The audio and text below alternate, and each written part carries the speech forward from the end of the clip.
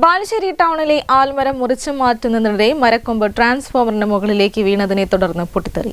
ഇതിന് പിന്നാലെ ബാലുശ്ശേരി ടൗണിലേക്കുള്ള വൈദ്യുതി ബന്ധവും നിലച്ചു.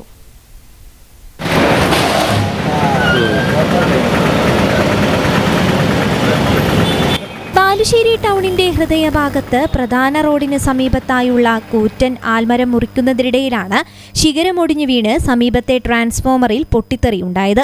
നിമിഷങ്ങൾക്കുള്ളിൽ തന്നെ മരം കത്തിയമർന്നു. ഉഗ്രശബ്ദത്തോടെയായിരുന്നു പൊട്ടിത്തെറിയുണ്ടായതെന്ന് ദൃക്സാക്ഷികൾ പറയുന്നു. ഇതിന് പിന്നാലെ ബാലുശ്ശേരി ടൗണിലേക്കുള്ള വൈദ്യുതി ബന്ധവും നിലച്ചു.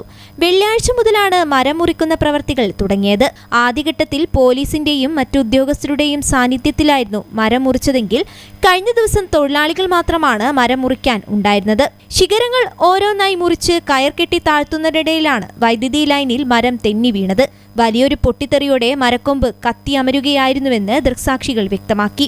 അതേസമയം നൂറ്റാണ്ടുകൾ പ്രായമുള്ള ആൽമരം മുറിച്ചു മാറ്റുന്നതിനെതിരെ പ്രകൃതി സംഘടനകൾ രംഗത്തെത്തിയിരുന്നു. ടൗണിലെ വ്യാപാരികളുടെ പരാതിയെ തുടർന്ന് കോടതി ഇടപെട്ടാണ് മരം മുറിക്കാൻ നിർദ്ദേശം നൽകിയതെന്നാണ് റിപ്പോർട്ട്.